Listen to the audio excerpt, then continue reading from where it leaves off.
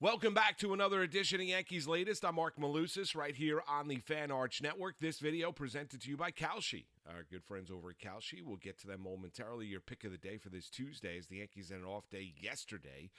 Remember, like and subscribe. Get those subscriptions up. We love that, and thanks for being with me on a day-in, day-out basis as we give you a little synopsis, a little recap of what's going on, some opinions with what's going on with New York Yankees baseball. And despite the Yankees having an off day on Monday before beginning a series against the Baltimore Orioles, some news coming out of Yankee land, and let's start with the negative, and then we'll get to the positive, right? The negative is that Max Fried is back on the IL, bone bruise in his pitching elbow. Same bone bruise or same injury that cost him 2 months earlier in the regular season for the 32-year-old. And listen, no other way to couch it.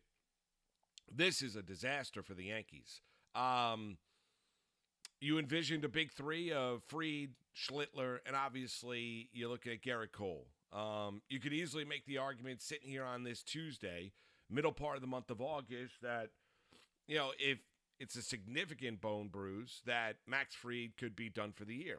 Could make that argument, right? I mean, there's not a ton of time left here in the MLB season. And we'll see exactly how long it takes him to recover for this. Is this now a precursor to a more serious injury for Max Fried? That's the other thing. The fact that it has been a recurrence of a bone bruise in his pitching elbow. The fact that you don't have him. And now, you know, you could also get the sense that those that are going to be critiquing Brian Cashman, listen, injuries happen in Major League Baseball.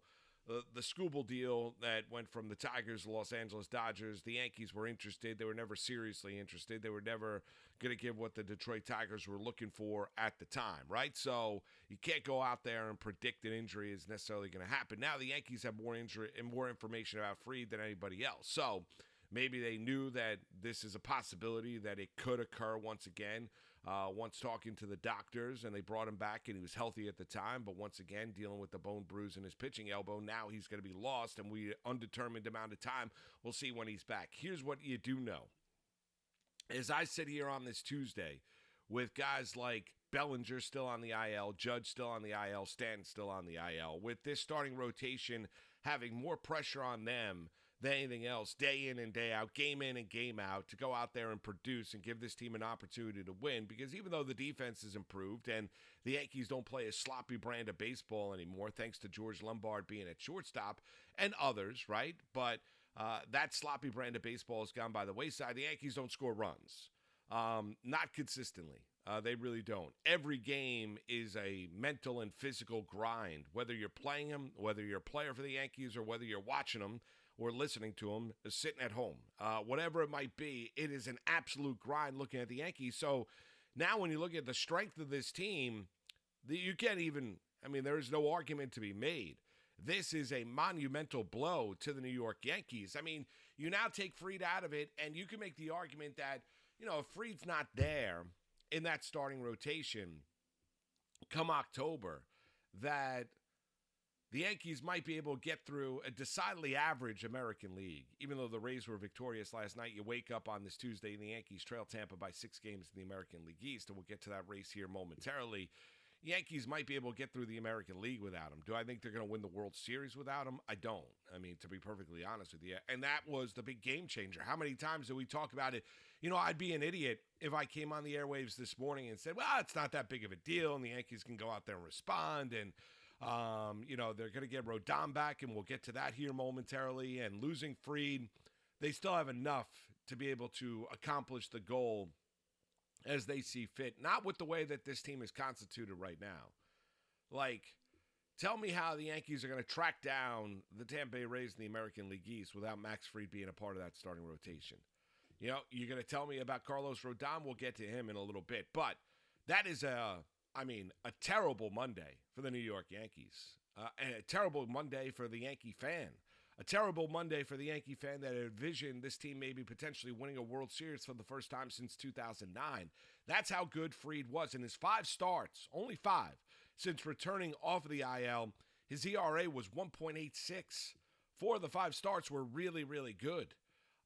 You know, you remember when he made his initial return, he had 60 pitches to throw. He threw 57 pitches, I think over 5 innings of work, and had 7 strikeouts. I mean, Fried is the real deal.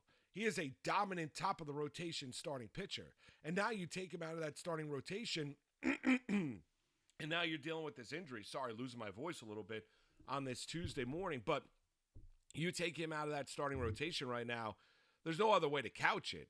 That is a decisive blow for a Yankee team that has been ravaged by injuries all season long, and that's why they're sitting where they're sitting, still well north of 500, still going to be a playoff team. I think, last I checked, they have a 99.4% chance of making to the postseason, the expanded playoffs for Rob Manfred in Major League Baseball, but it's a hit.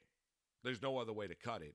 It is an absolute hit, and you can make the argument that if he doesn't return, this team, the strength of the team being the starting rotation, they can't win a World Series without Max Fried being a part of that big three.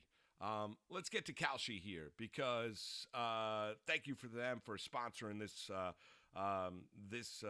program and sponsoring this video. We appreciate that. And on Kalshi, you can trade every single game. And right now, if you look at the Yankees and the Orioles, which get a series going right tonight, Yankees are trading right now at 51 cents. So, in essence, you bet 100, you win $200 and $200.50. So I like that. I think the Yankees are going to be victorious tonight with the return of Carlos Rodon. On Kalshi, you're trading against peers in a live market, meaning there's no house. And if the probability change, you can buy in and out of your current position for a limited time. Download the Kalshi app. Download it right now and use the code FANARCHBASEBALL to get $10 when you trade 10. Kalshi. Kalshi. Trade on anything. So we like the Bombers tonight as they take on the Baltimore Orioles, an Oriole team in which Pete Alonso has been absolutely scorching hot as of late, the former New York Met. But the other big news for the Bombers on Monday was, yes, Fried going to the IL with that bone bruise, but the other big news was that Carlos Rodon going to be on a pitch count after being gone for a while here, dealing with off-season surgery, made his return to the Yankee rotation in May, went back on the IL, dealing with inflammation in his pitching elbow from that surgery, and obviously from the workload, he's going to make his return to the Yankee starting rotation. That's a positive, right? Is Rodon the same pitcher that he was a year ago? The answer to that is no. Is Rodon worth $162 million the Yankees paid him in free agency? The answer to that is no. Is Rodon more palpable, or I would say more digestible as your number 4 starter in a rotation, even despite the contract that you're paying him and the financial aspect that you're paying him? Yes. I mean, that makes it a little bit more digestible. If you're telling me that Carlos Rodon is now going to be a top 3 starter for the Yankees and you feel just as good about the Bombers, well, I think I'll tell you, take off the Yankee underwear, you're drinking the Kool-Aid. Because Rodon is not what Fried is. Rodon is not what Schlittler is. Rodon is not what Garrett Cole is. I mean, he's just not. It's great to have him back. It really is. He'll be limited, I'm sure, when you look at the pitch count in terms of how he'll be used tonight against the Baltimore Orioles. But the Yankees had visions of the return of Rodon and moving, Will Warren or Ryan Weathers into the bullpen to help lengthen out or strengthen that bullpen. Well, that has been put on hold right now. I don't think there's any question about it, and there's no other way you can couch it. So Rodon returns, Fried on the IL. That's where the Yankee starting rotation is. Warren and Weathers are going to continue to go out there and get a little bit of burn. And now the Yankees are on cross the fingers to go along with guys like Bellinger to a lesser extent, Judge and Stanton. Now you throw Fried into the mix as about the possibility of if and when. And I do think Stanton will return. And I do think Judge will return. I have no idea about Max Fried, but it's good to see Carlos Rodon back in this Yankee starting rotation. Let's talk a little bit about the brilliance of a young Yankee shortstop, and why not? Because George Lombard, in his 11 games with the New York Yankees, has been real. He's been fantastic. He has been a thing of beauty. He really has been. And give Cashman and company a ton of credit for holding on to the Yankee prospect. Give him a ton of credit, even though they got grief. Post-MLB trade deadline was that, they used it as a distraction tactic Some said that when they called him up the next day after the MLB deadline and sent Anthony Volpe down, and also I think sent Jason Dominguez down at the time, but that was to distract Yankee fans from what the Yankees did not do at the MLB trade deadline. I'll tell you again, for those that were critical of Cashman and company, you're not paying attention to how the Yankees and how Brian Cashman operate in today's day and age, right? So you look at George Lombard. Don't compare him. I've said it before. And for all those critics out there that were critical of Cashman at the deadline, you're not paying attention. And it was not a distractionary tactic. They were just looking to make sure that when Lombard was ready, he was ready to take advantage of the opportunity here on the major league level. I've said it before. Don't compare Lombard to Jeter. He's not Derek Jeter. Nor will he ever be Derek Jeter. He's going to be himself, right? So, but we can't help ourselves in a sports landscape to where we're all of a sudden trying to put somebody into a pantheon and trying to kind of have an idea of what that player potentially could go out there and be over the course of his career. Because Yankee fans and baseball fans really love prospects because they love the potential of what they could represent and being a game changer and being a franchise changer and someone new and someone distinct and someone different, and someone that's their own, right? That grew up, as a prospect in their farm system, somebody that was drafted or signed internationally and came in and, kind of found the team's way and became this generational player. But don't compare Lombard to anybody. And I also say I've seen a lot of guys flash before on the major league level. I'm not telling you that this is going to be what Lombard is. Like in 2024, Mark Vientos for the New York Mets looked like he was going to be a young power-hitting star that the Mets had found. Finally had found a guy that was talked about, bandied about, finally got an opportunity, was hitting big-time pitching, clutch hits, big-time home runs, big-time moments, all those things, and had found a young power-hitting corner infield / DH star. Now look at where Mark Vientos is. And I understand he's hurt after taking a pitch off his arm and fracturing his arm. But still, I get it. But even before that, Vientos, that was a flash. That was not real. That was an outlier. What Mark Vientos is what he has shown you for the past couple of years. So you look at George Lombard, what he has shown you here in 11 games, people can't help themselves because, A, it's been refreshing to watch somebody actually field the position. B, we're having a little bit of, whiplash from watching guys like Volpe and Caballero and obviously Gleyber Torres playing shortstop, guys that should never have been there on a day-in, day-out basis. But now you're watching a real major league shortstop, a guy that with real range, a guy with a real, shortstop's arm, go out and just handle the position and make everything look ridiculously easy. So that's been refreshing, right? Because we've had the jarring experience of watching others and being told by the Yankees, no, they're good. You just don't understand what you're watching. Let us tell you and describe the narrative to you, which was complete and utter nonsense, right? So Cashman and company, I've been critical of that over the time, right? But that is not what we see here. I think his OPS, since he got called up, is only second to Trent Grisham on the team. It's real. It's beautiful. And I don't know what he is going to be offensively. That was the big question mark amongst scouts about what he was going to be as a hitter on the major league level.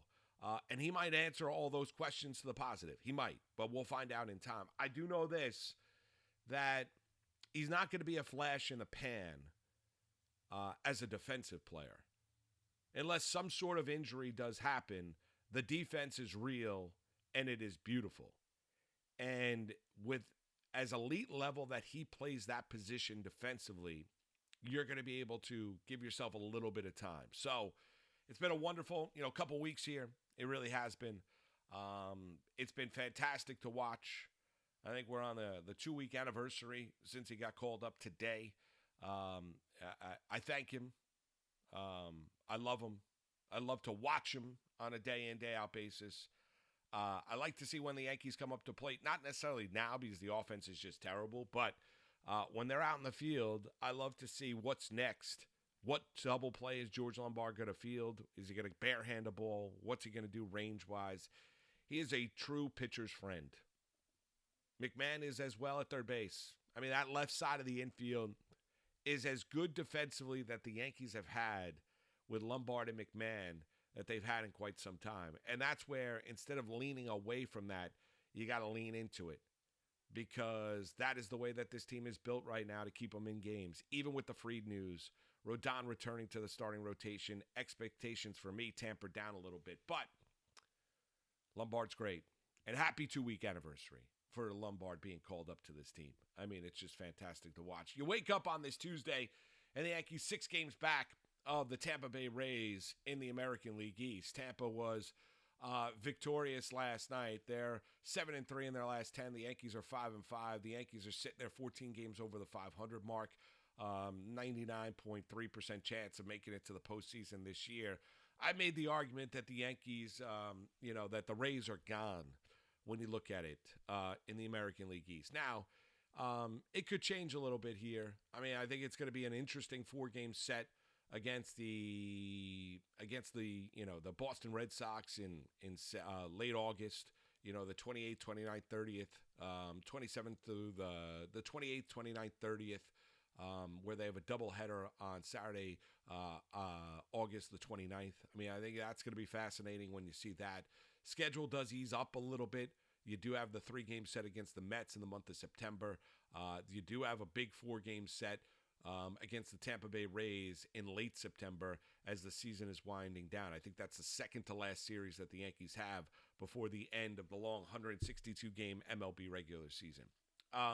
You might disagree, and that's fine. I think now it's even hammered home to a greater extent with the Fried news that he has lost for a significant amount of time. We'll see exactly how long that's out, but he was out 2 months before with the bone bruise, and he was just placed on, once again, yesterday on the IL with the bone bruise, so I think that's going to be pretty significant. And we'll see if Fried is regular season and postseason and his return to the Yankee lineups, if those hopes are a Yankee starting rotation, if that hope is indeed dashed. So it doesn't matter to me. I'll tell you this. Don't worry about the American League East. I know the road would be easier. I get it. You want to win the division. It's one of the goals that you set down in Tampa. If you're a Yankee fan, you don't want to be sitting here 6 games back of the Rays. The Rays have been a better baseball team. You can make the argument, well, if the Yankees were whole, but they're not. They're not healthy. They're not whole. So Tampa's been able to take advantage of that, give them credit, and they've played a better brand of baseball. At times this year, the Yankees have gotten in their own way, even with all of the injuries. The goal now is to try and get as healthy as humanly possible before you hit the month of October, and playing your best brand of baseball when you hit October. That's the goal. Because if you get there, as we've seen here in the MLB playoffs, regular season success, not necessarily an indicator of what you're going to see in October. And that's with the Dodgers having won back-to-back World Series. Understand it. And they're going to be a force to be reckoned with. But it's about October. That's what it's about. Not necessarily tracking down the Rays here in the American League East. That does it for this edition of Yankees Latest. I'm Marc Malusis right here on the Fan Arch Network. Our thanks once again to Kalshi for sponsoring this video. And also make sure to like and subscribe. We love you. Thanks for being with us each and every day. We'll talk to you on Wednesday. Be interesting to see what Rodon has with his return back to the Yankee starting rotation. The Fried news, obviously a big-time downer for all Yankee fans out there. Have yourself a wonderful Tuesday, everybody. We'll see you tomorrow.